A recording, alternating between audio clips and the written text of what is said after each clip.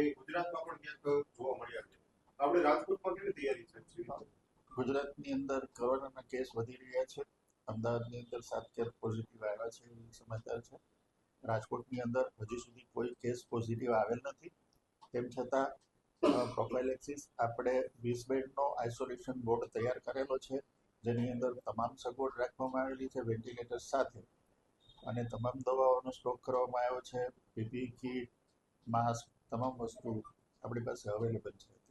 સાહેબ, અત્યારે કોઈ ટેસ્ટિંગ કે અથવા કોઈ શરૂ કરવામાં આવ્યું છે? કોઈ ટેસ્ટિંગ, કોરોનાનું ટેસ્ટિંગ આપણે ચાલુ જ છે. લેબોરેટરી જે રીતે કોરોનાની લહેર આવી ત્યારથી ચાલુ છે. કોઈ પણ જ્યારે શંકાસ્પદ લાગે તો એનો ટેસ્ટ કરવામાં જ આવે છે અને સારવાર પણ આપવામાં આવે છે. ઓક્સિજન કે અન્ય કયા કયા પ્રકારની સુવિધા? ઓક્સિજનનો સંપૂર્ણ જથ્થો આપણી પાસે છે. ઇન કેસ કદાચ લિક્વિડ ઓક્સિજનની અંદર આપણે કોઈ તકલીફ પડે તો આપણી પાસે પીએસએ પ્લાન્ટ છે 4, એ પણ ચાલુ કરી શકીએ એમ છીએ. એટલે ઓક્સિજનનો કોઈ પ્રશ્ન જ આ વખતે ઉદ્ભવે એવું નથી.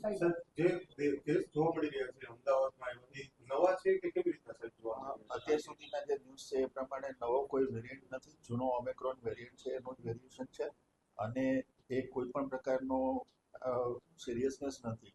સામાન્ય શરદી ઉધરસ તરીકે લોકોને આવે છે અને હોમ આઇસોલેશનની અંદર 2 થી 3 દિવસની અંદર લોકો સાજા થઈ જાય છે. કોઈને દાખલ કરવાની પણ જરૂરિયાત ઊભી થાય એવો વેરિયન્ટ નથી. શું થાય તકેદારી શું રાખવાની?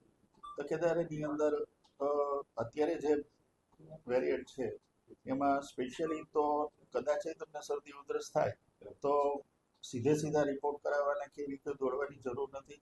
આરામ કરો, આઇસોલેશન, ઘરની અંદર રહો, દવા લો. ખાસ તો સ્પેશિયલી કોઈ ડૉક્ટરને બતાવીને દવા લો. પોતાની જાતે દવા નહીં લેતા, કે જેથી કંઈ બીજા કોઈ સિમ્ટમ્સ હોય તો ડૉક્ટર ઓળખી શકે અને વહેલી તકે તમને ત્યાં હોસ્પિટલમાં જરૂર પડે તો દાખલ કરી શકે. પણ કોઈ ભીડભાડવાળી જગ્યાએ ના જાઓ. વેરિએશન છે તો ચેપી લાગવાની શક્યતા છે. તમને જ્યારે પણ એવું લાગે તો ઘરની અંદર આઇસોલેશનની અંદર રહો, પ્રવાહી વધારે લો, સારો ખોરાક લો, એટલે કોઈ પ્રોબ્લેમ નહીં થાય, અને દવા લો.